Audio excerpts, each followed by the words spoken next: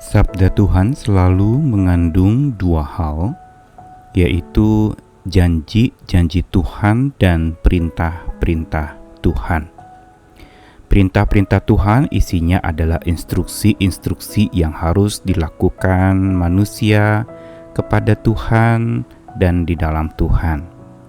Sedangkan janji-janji itu adalah apa yang Tuhan lakukan, apa yang Tuhan kerjakan di dalam hidup setiap orang percaya, misalnya mengasihi, menyertai, mendampingi, atau memberi kekuatan. Janji dan perintah berjalan bersama, dan berarti kedua-duanya itu sama pentingnya untuk menjadi pegangan hidup setiap orang percaya.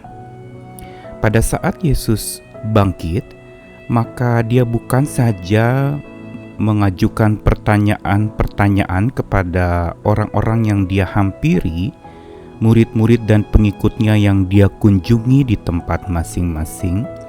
Namun di dalam perjumpaan Yesus dengan mereka terkandung instruksi. Ada perintah yang diberikan dalam setiap perjumpaan. Ada instruksi yang harus dilakukan oleh setiap orang-orang yang dia jumpai. Saya Nikolas Kurniawan menemani di dalam Sabda Tuhan hari ini yang akan membahas dalam hari-hari ke depan ini rangkaian seri. Kalau yang lalu adalah pertanyaan-pertanyaan Yesus setelah bangkit, maka kali ini adalah instruksi-instruksi Yesus atau perintah-perintah Yesus setelah kebangkitannya, terkhusus kepada murid-murid yang kepadanya Tuhan menampakkan diri, menghampiri dan mengunjungi mereka di tempatnya masing-masing dalam setiap peristiwa yang berbeda-beda. Kita akan melihat bahwa setiap perjumpaan selalu ada instruksi, dan di dalam setiap instruksi itu ada interaksi. Hari ini dalam bacaan Yohanes 20 ayat 16 sampai 18 saya bacakan dari Alkitab versi terjemahan sederhana Indonesia versi 2.3. Demikianlah firman Tuhan. Lalu Yesus berkata kepadanya, "Maria." Dan Maria berbalik lagi kepadanya dan berkata, "Rabuni." Kata itu adalah dalam bahasa Ibrani artinya guru. Dan Yesus berkata kepadanya, "Janganlah memegang aku terus, karena aku belum kembali kepada Bapa kita. Tetapi pergilah kepada sahabat-sahabatku dan beritahukanlah bahwa aku sudah berangkat kepada Bapa kita, yaitu Allah kita juga." Lalu Maria pergi menemui kami murid-murid Yesus dan memberitahukan seperti ini, "Saya sudah melihat Tuhan." Dan Maria juga menyampaikan apa yang sudah dikatakan Yesus kepadanya. Ini adalah perjumpaan perdana.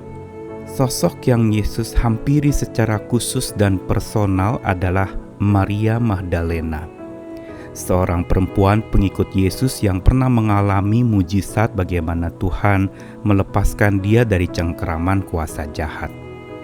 Dan kali ini Maria Magdalena yang dirundung kesedihan, duka cita berkabung karena Tuhan mati, dia datang ke kubur itu dan mendapati kubur itu kosong. Dan kita tahu bersama bagaimana Maria Magdalena menganggap seorang yang ada di dekat kubur itu dikiranya adalah penunggu taman, tetapi ternyata dia adalah Yesus. Lalu di dalam percakapan ini terjadilah dialog tentang Yesus menyebut namanya Maria, dan Maria meresponi dengan perkataan Rabuni yang artinya guruku. Dan yang akan kita fokuskan adalah bagaimana Yesus berkata kepada Maria Magdalena, "Jangan memegang aku terus." Dalam Alkitab versi terjemahan baru dikatakan, "Janganlah engkau memegang aku." Sebenarnya bukan Tuhan melarang Maria untuk memegangnya, tetapi pada saat itu yang terjadi adalah Maria memegang terus-menerus kaki Yesus. Sehingga Yesus mengatakan, "Jangan pegang aku terus." sebab aku belum pergi kepada Bapa. Kata memegang aku digunakan satu kata dalam bahasa Yunani hapto yang dari kata dasar haptomai. Artinya adalah saya berpegang keras, saya mengikatkan diri kepada, atau saya mengenal secara daging, knowing carnally, mengenal secara daging. Dan Yesus melarang Maria untuk melakukan itu terus, karena Yesus ingin memberitahukan kepada Maria tentang dirinya dengan tubuh kebangkitan baru, dan ini menjadi prediksi yang disampaikan Yesus kepada Maria bahwa dia akan pergi kepada Bapa. Yang menarik dari instruksi untuk jangan memegang ini diikuti oleh pergilah kepada sahabat-sahabat dan beritahukanlah kepada mereka. Jadi kita melihat ada 3 instruksi yang Yesus berikan kepada Maria Magdalena. Jangan memegang terus, pergilah kepada sahabat-sahabat, dan beritahukanlah atau kabarkanlah bahwa aku sudah akan berangkat kepada Bapa kita. Di dalam ungkapan instruksi ini terkandung sebuah interaksi. Kenapa saya katakan demikian? Karena disebutkan berulang kali tentang Bapa kita.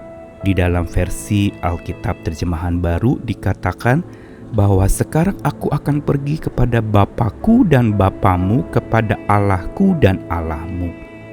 Ini merupakan satu janji yang menguatkan Maria, yang menyebabkan instruksi untuk pergi dan kabarkan kepada sahabat-sahabat atau murid-murid Yesus itu segera dilaksanakan oleh Maria. Instruksi yang Tuhan Yesus berikan untuk jangan pegang terus-menerus, tetapi pergi dan kabarkanlah, itu langsung secara spontan dan secara gesit Maria Magdalena segera menemui murid-murid Yesus tanpa menunggu dan mengabarkan bahwa dia sudah melihat Tuhan. Dan Maria menyampaikan semua yang Yesus katakan.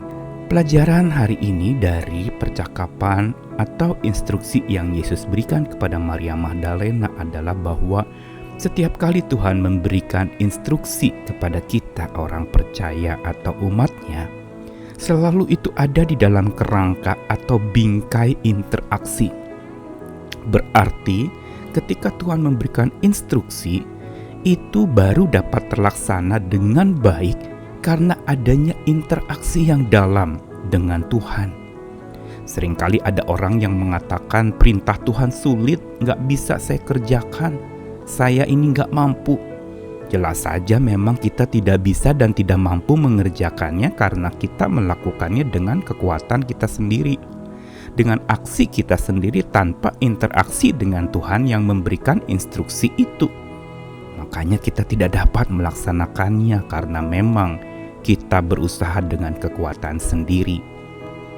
Dan dalam bingkai interaksi berarti bahwa instruksi yang Tuhan berikan itu harusnya membuat interaksi kita makin dalam dengan Tuhan. Semakin instruksi dari Tuhan kita kerjakan, semakin interaksi kita dengan Tuhan ditumbuhkan. Ini yang saya katakan bingkai interaksi. Karena memang iman percaya kita kepada Tuhan Yesus adalah iman yang bukan semata religi tetapi relasi. Dan di dalam relasi itulah maka interaksi menjadi hal yang utama.